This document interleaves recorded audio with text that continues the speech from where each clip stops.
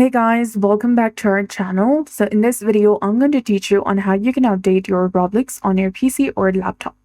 So if you have the desktop version, open the Start menu and search for Roblox. And if the search result is Roblox Player and has an open file location, right-click on it, select More and select Open File Location. To update, simply open the game again, and if the update is available, it will begin automatically before the game opens. And if it does not update, close the game, right-click the Start menu, then click on Apps and Features. Here, simply search for Roblox application, click on Roblox, and then click on Uninstall.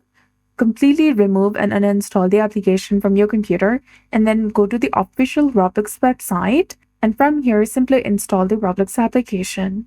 And if you have the Xbox or Microsoft version, if searching Roblox in the Start menu shows just Roblox with an app setting option, you have the Xbox or the Microsoft version. To update, open the Start menu and search for Xbox application or Microsoft Store if you have installed it from here. And then simply search for Roblox application. If you see an update button, instead of play, go ahead and select it to update it to its latest version. Likewise, open Xbox application on your device. Then here on most recent, you can view Roblox, which is indicating update required.